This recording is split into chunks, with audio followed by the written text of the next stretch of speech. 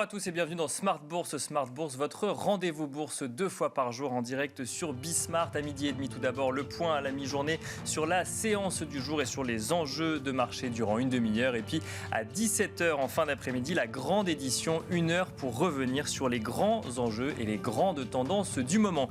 Et justement, au sommaire aujourd'hui de Smart Bourse, nous reviendrons sur la situation italienne en ce début d'année 2022, alors que le pays va voir le soutien monétaire de la BCE en lien donc avec le PEP, le Pandemic Emergency Purchase Programme, se réduire. Mais est-ce que cela sera problématique pour l'Italie alors que le pays est un des grands bénéficiaires du plan de relance européen, le Next Generation EU? C'est l'une des questions que nous nous poserons et nous reviendrons surtout sur cette élection présidentielle qui se profile en Italie, avec notamment l'éventualité de voir Mario Draghi se présenter, voire d'être élu. Quel impact cela peut-il avoir sur le spread italien? Nous en parlerons avec Juliette Cohen, stratégiste chez CPR Asset Management. Aux États-Unis à présent, les taux obligataires continuent leur progression à la mi-journée avec la perspective d'un durcissement de la politique monétaire. Donc aux États-Unis, le marché table en effet sur 3 hausses de taux de la Fed cette année, en plus d'une éventuelle réduction du bilan donc de la Réserve fédérale américaine à la suite des publications de ces minutes début janvier. Une situation qui porte le rendement obligataire à 10 ans aux États-Unis à un niveau inédit depuis 7 ans. Il a atteint 1,85% dans la nuit avant de revenir ce matin sur un niveau aux alentours de 1,82%. Une situation qui complexifie encore un peu l'environnement dans lequel évoluent les actions et les entreprises. Et justement, en matière d'entreprise, nous ferons le point sur cette saison des résultats qui s'ouvrent aux États-Unis. Certaines grandes banques ont déjà commencé à publier leurs résultats. De nombreuses publications arrivent dans les prochains jours et les prochaines semaines. À quoi peut-on s'attendre en matière de performance des entreprises pour le 4e trimestre de l'année 2021? Et surtout, où se situent les warnings? Nous en parlerons avec Julie Jourdan, gérante actions américaines chez Mansartis. On regarde rapidement la tendance sur le CAC 40 à la mi-journée. CAC 40 qui évolue dans le rouge, moins 1,05%. On en reparle tout de suite. Smart Bourse, c'est parti.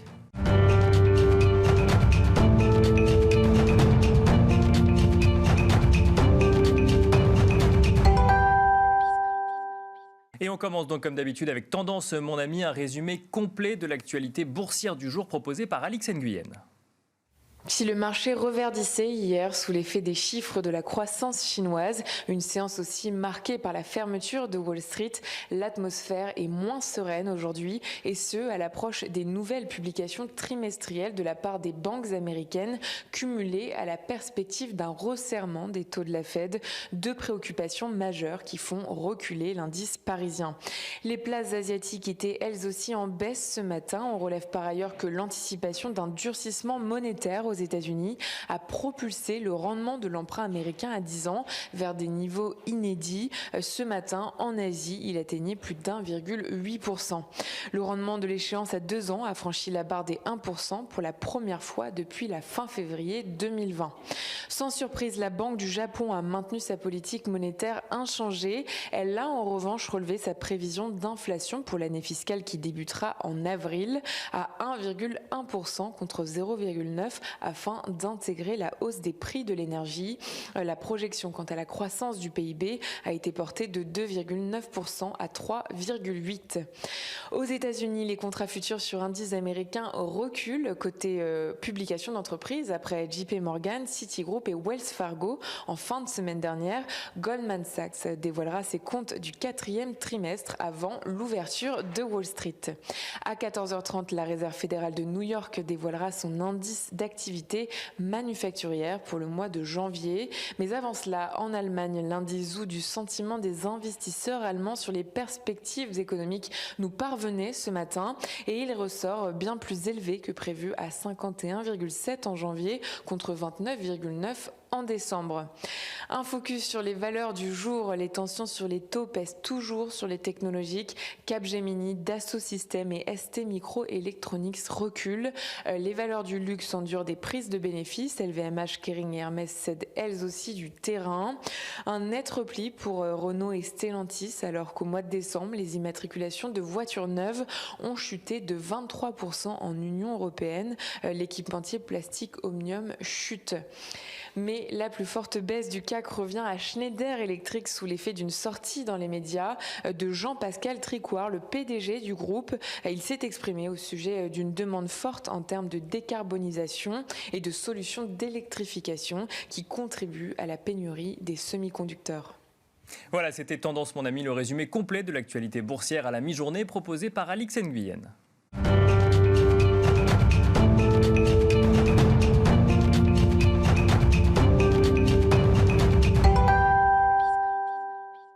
Et on continue dans Smart Bourse au téléphone avec Juliette Cohen, stratégiste chez CPR Asset Management. Bonjour Juliette Cohen. Bonjour. Alors on va s'intéresser ensemble à cette situation italienne qui, après avoir retrouvé un petit peu de stabilité en 2021, se voit, voire même en 2020, se voit confrontée à plusieurs échéances qui pourraient créer un peu d'instabilité politique ou économique dans le pays. On va commencer, si vous le voulez bien, par ces élections présidentielles qui arrivent à grands pas. La date nous a été communiquée. Le premier tour se tiendra le 24 janvier prochain et le mystère reste entier autour d'une candidature de Mario Draghi, l'actuel président du Conseil. D'un côté, il semble être le seul à pouvoir rassembler en Italie et donc notamment pour recevoir toutes les voix pour être élu président de la République. On reviendra sur le mode de scrutin. Et de l'autre, c'est une candidature qui, si jamais elle était réelle et si jamais Mario Draghi pouvait être élu, qui peut inquiéter également puisque du coup, il sortirait de son rôle de président du Conseil, là où l'Italie en a toujours besoin, Juliette Cohen. Oui, tout à fait. C'est clair qu'il y a trois scénarios autour de la question Mario Draghi. Évidemment, s'il reste président du Conseil, ça éloigne le risque d'élection générale anticipée et puis ça augmente aussi la probabilité qu'il arrive à mener les réformes qui ont été promises pour bénéficier des fonds européens. Et donc tout ça serait évidemment très positif pour le marché italien et le spread italien. Et puis ça reporte l'incertitude politique aux élections générales qui sont prévues en 2023. Donc si je comprends bien, il y a trois scénarios, vous nous disiez, ça c'est le premier scénario où Mario Draghi resterait président du Conseil. C'est le scénario le plus souhaitable finalement, que rien ne change dans l'immédiat en matière de gouvernement en Italie ? Oui, il me semble que c'est le scénario le plus confortable pour les marchés. Après, il y a aussi un deuxième scénario où Mario Draghi serait élu président, mais en faisant un accord qui permettrait de sauver la mandature actuelle et d'éviter donc des élections. Et donc là aussi, on pourrait avoir ce gouvernement d'union nationale qui perdurerait et ça reporterait aussi un peu dans le temps le risque politique, même si on sait que il va être plus difficile pour une personnalité qui aura peut-être un peu moins d'autorité naturelle que Mario Draghi d'arriver à faire passer un certain nombre de mesures compliquées pour l'année 2022. Mais à court terme, ça serait aussi assez positif pour le spread italien. Et alors justement, si on reste sur ce deuxième scénario, donc si ce n'était plus Mario Draghi, mais qu'un accord était trouvé pour s'inscrire dans la continuité de Mario Draghi à la présidence du Conseil, quels sont les grands enjeux que vous identifiez où il serait plus compliqué du coup de faire avancer des mesures ou des réformes si ce n'était pas Mario Draghi lui-même qui les menait ? Alors on sait qu'il y a dans les réformes qui sont attendues, il y a une réforme de la fiscalité italienne, donc qui est une mesure, une réforme importante pour le prochain gouvernement. Il y a aussi un certain nombre de mesures concernant le marché du travail et aussi la réforme de la justice pour essayer de réduire le temps des litiges et des procès qui sont très longs en Italie et qui sont et donc qui est pointé comme vraiment une réforme très très importante. Donc tout cela est à l'agenda pour l'année 2022. Donc de grandes réformes structurelles, si je reviens du coup sur une potentielle élection de Mario Draghi à la présidence de la République, ce qui n'est pas du tout le cas aujourd'hui puisqu'il n'est même pas encore déclaré candidat, mais on suppose que, en tout cas, il pourrait permettre de rassembler. Si jamais donc il était élu à la présidence de la République et qu'il y avait un accord pour que quelqu'un soit à la présidence du Conseil, je reviens sur même question que sur le premier scénario, c'est quelque chose de souhaitable ou ça va créer du coup des complications supplémentaires qui pourraient avoir un impact sur l'économie italienne ? Alors, il nous semble que là, il pourrait y avoir donc peut-être plus de difficultés à mener la coalition, mais néanmoins, ça serait quand même assez positif pour l'économie italienne, puisque ça permettrait quand même de continuer les réformes qui ont été engagées. Ça assure aussi une certaine stabilité et il y a quand même des personnalités comme le ministre de l'économie Daniele Franco qui sont très proches de Mario Draghi et qui auraient probablement des vues et une position très, très proche de celle qu'il a pu exprimer jusqu'à présent. Alors ça, c'est effectivement dans l'éventualité où Mario Draghi serait élu à la présidence de la République. Dernier scénario, donc c'est le scénario où on va vers un retour d'élection générale en Italie. Oui, tout à fait. Alors c'est un scénario qu'on estime un peu moins probable, parce que il y a un point qui est important, c'est que le Parlement actuel a voté la réduction d'un tiers du nombre de parlementaires italiens, et cette réforme prend effet à la prochaine mandature. Donc c'est une incitation forte pour le Parlement actuel pour ne pas aller à de nouvelles élections qui feraient qu'un tiers de ses membres ne seraient pas renouvelés.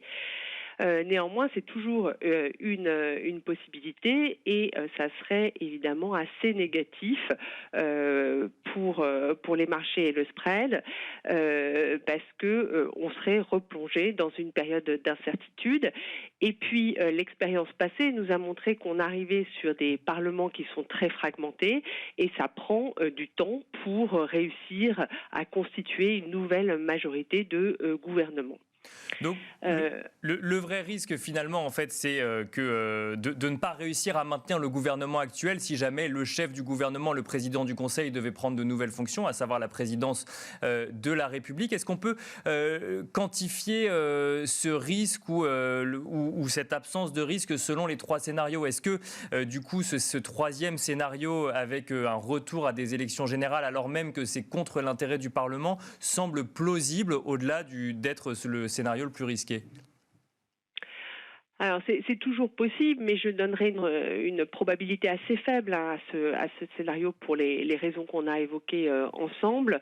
Je dirais de l'ordre d'une vingtaine de pourcents de probabilité.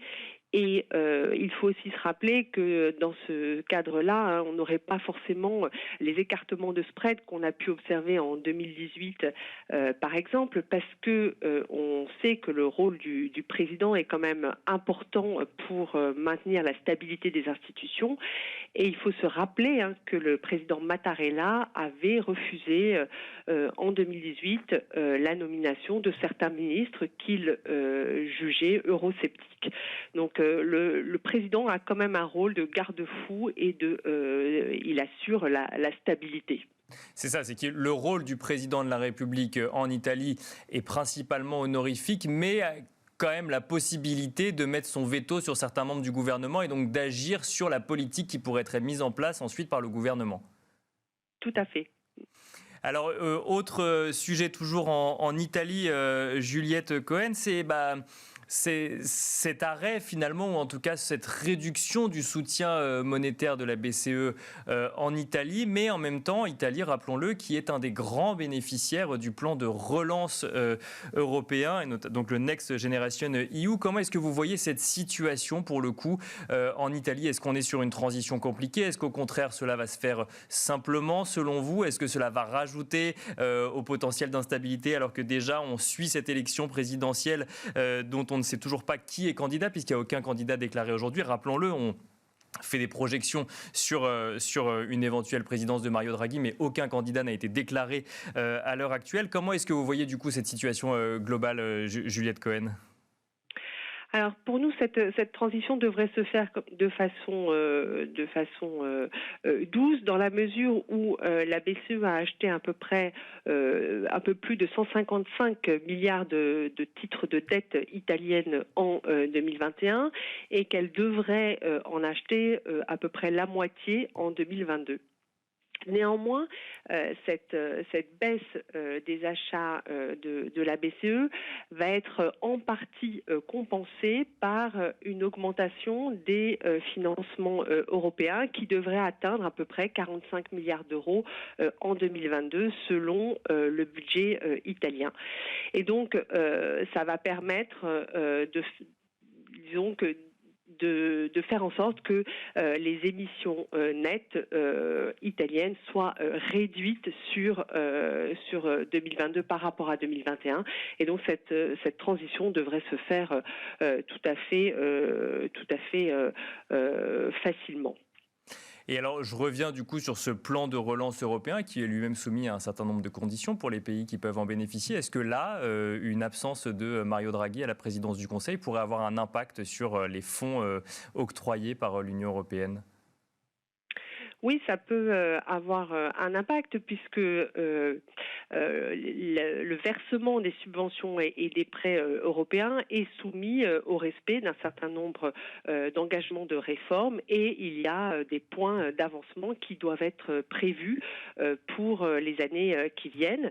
Et donc le risque évidemment, c'est qu'on ait du retard qui soit pris dans le calendrier des réformes qui avait été prévu et que les fonds européens mettent un peu plus de temps à être versés.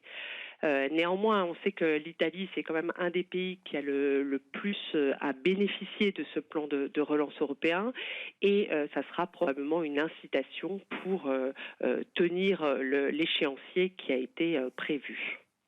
Merci beaucoup Juliette Cohen de nous avoir détaillé la vision de CPR Asset Management du coup sur cette situation italienne, situation monétaire, situation économique et évidemment situation politique avec ces élections présidentielles qui arrivent. On le rappelle donc du coup ces élections qui peuvent prendre plusieurs tours. L'actuel président de la République avait été élu au 4e tour et Mario Draghi donc qui n'est pas candidat pour l'heure. D'ailleurs beaucoup de noms circulent mais nous n'avons pas de candidat encore officiellement déclaré donc on pourra suivre cela ensemble dans les prochaines semaines. Merci Juliette Cohen et quant à nous on se retrouve tout de suite dans la deuxième partie de Smart Bourse.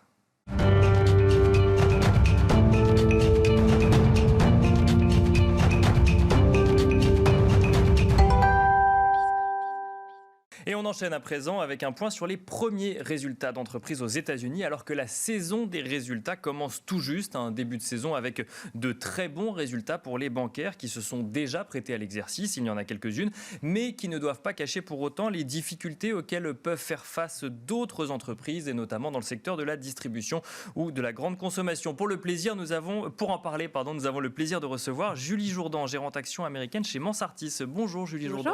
Bienvenue sur ce plateau. Alors on va commencer par l'existant avant de se poser la question de ce qu'on peut attendre de cette saison de résultats, puisque cette saison commence tout juste. On a eu quelques publications la semaine dernière, on en attend pas mal cette semaine. Goldman Sachs aujourd'hui, après ensuite Morgan Stanley, American Airlines, Netflix ou encore Procter & Gamble. Si on regarde l'existant, les résultats qu'on a déjà pu regarder, qu'on a déjà pu analyser, on voit JP Morgan, mais aussi Citigroup ou encore Wells Fargo qui finissent l'année en beauté, si je puis le dire ainsi, un peu moins que sur les trimestres précédents, mais les banques se portent toujours très bien aux États-Unis.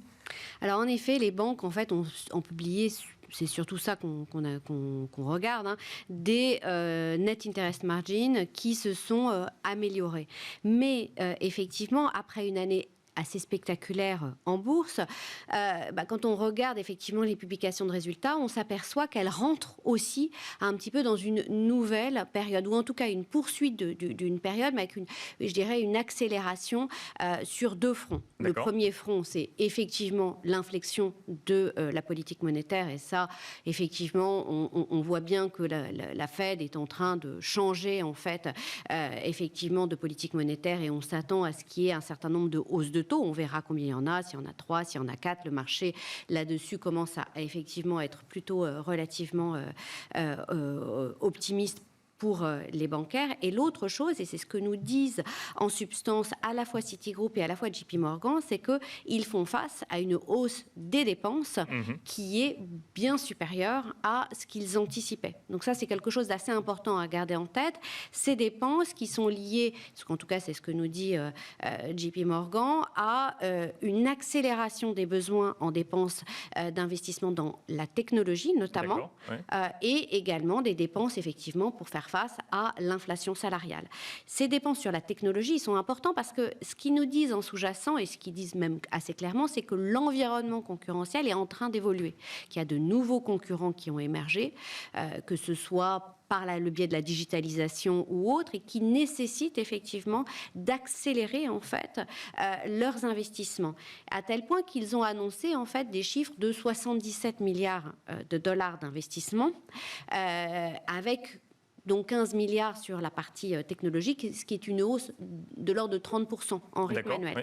Donc on voit bien effectivement que les valeurs bancaires qui ont effectivement finalement une année 2021 qui a été très bonne boursièrement et au cours de laquelle la profitabilité a été restaurée, notamment par des reprises de provisions en particulier, eh bien cette année 2022 s'ouvre en fait sur des problématiques très opérationnelles. C'est-à-dire que d'un côté, on a une économie qui va bien, des consommateurs qui sont en bonne forme et qui ont effectivement des niveaux d'épargne qui sont très solides, bien sûr. Mais de l'autre aussi, la nécessité de faire face à cet environnement concurrentiel qui évolue. Alors ça, c'est pour les banques. Vous avez mentionné également l'inflation salariale. Pour le coup, il n'y a pas que les banques qui font face à cette problématique en début d'année 2022. Alors là, effectivement, la saison des résultats va se pencher sur le dernier trimestre de 2021.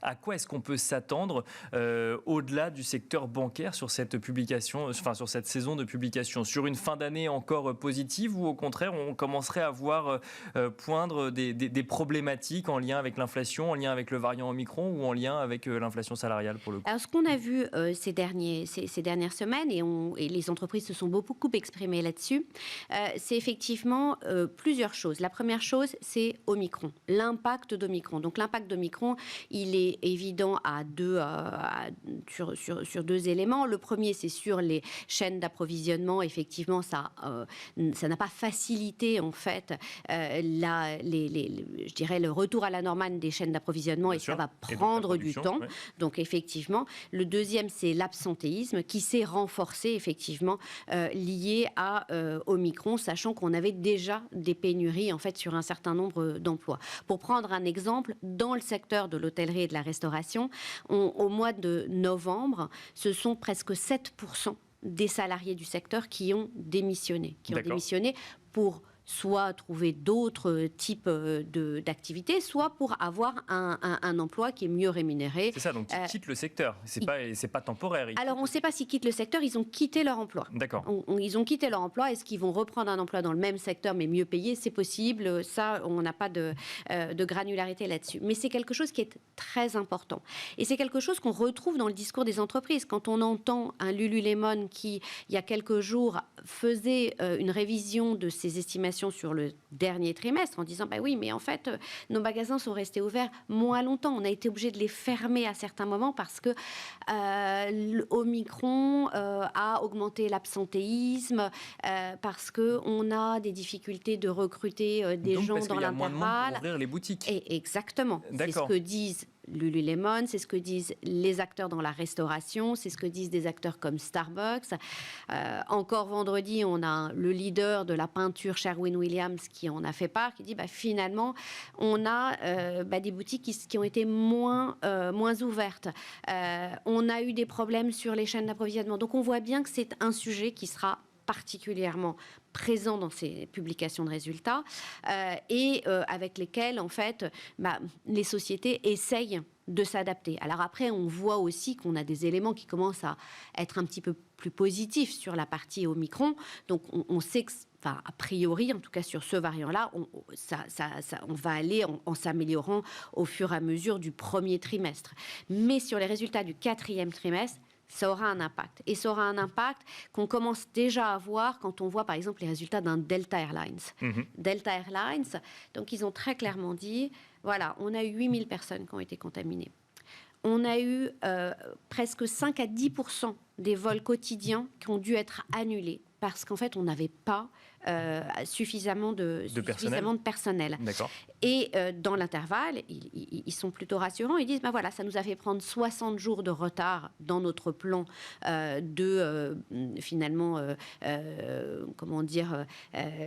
l'amélioration, le business plan et voilà la recovery à laquelle ils s'attendaient. Mais aujourd'hui, on voit bien que la demande est là. Et c'est ce qu'on entend partout. C'est-à-dire que l'autre message qu'il faut avoir en tête, ce que nous disent les entreprises, c'est on n'a pas de problème de demande. Lululemon n'a pas de problème de demande. C'est ça, c'est le problème, la capacité à délivrer finalement. C'est la capacité ou même à distribuer, à distribuer, exactement. Donc on sait que ces résultats du 4e trimestre, ils vont être regardés avec prudence, au regard de ces éléments, encore une fois, qui rajoutent de la volatilité, etc. Mais que la demande est là, qu'il y a effectivement la mise en œuvre de plans d'action pour répondre à ces problèmes très concrets effectivement, de difficultés de distribution, de difficultés de recrutement, etc. Et que de l'autre côté, on a effectivement une inflation sur les matières, on a une inflation sur à la fois les matières premières et à la fois effectivement les coûts de manière générale liés à tout ça. Oui, qu'il faut être capable de reporter sur ces prix de l'autre côté. Il faut être capable, exactement, et c'est ce qu'on voit, c'est-à-dire qu'on voit qu'il y a deux stratégies. La stratégie de Nike qui est de dire on fait moins de promotions. Habituellement, il y a des promotions, là, il n'y en a pas. D'accord. Ouais. Et la stratégie d'un Sherwin-Williams, encore une fois, qui va dire, à l'instar de beaucoup de groupes dans l'industrie, nous, on augmente nos prix. 10%, 12%. En l'occurrence, pour Sherwin-Williams, ils ont annoncé plutôt autour de 12% de hausse de prix. Donc, c'est quelque chose, il va falloir voir à un moment donné si ça impacte la demande, mais aujourd'hui, ça ne l'impacte pas. Et alors, donc on a parlé de plusieurs secteurs d'activité, peut-être un petit mot des grandes valeurs technologiques, il nous reste quelques secondes. Elles, pour le coup, est-ce qu'on peut s'attendre à ce qu'elles soient moins impactées par ces sujets qu'on a évoqués, ces warnings qu'on a évoqués, ou elles aussi vont devoir, du coup, faire face à ces craintes ? Alors, dans le secteur technologique, effectivement, elles sont moins sensibles à des pénuries, effectivement, je dirais, des difficultés de recrutement. Donc ça, c'est quelque chose qui est important, même s'il y a une vraie compétition pour attirer les meilleurs talents, etc. Effectivement, elles sont évidemment moins sensibles aux matières premières, et voilà. Après, on est dans un environnement où on a des comparaisons qui sont difficiles. Et c'est ce que l'on a vu quand on a eu les publications de résultats à la fin de l'année de Adobe ou encore de Salesforce, c'est que les exigences sont importantes. Et de l'autre côté, même quand on délivre, effectivement, les exigences étant ce qu'elles sont, on a des comparaisons qui sont difficiles et du coup, il ne faut pas que le marché soit déçu. Donc, on a un environnement qui reste très favorable. Après, effectivement, on est dans un environnement qui est un petit peu plus compliqué parce qu'on est dans un environnement de hausse des taux et des comparaisons qui ont été plutôt un peu plus difficile.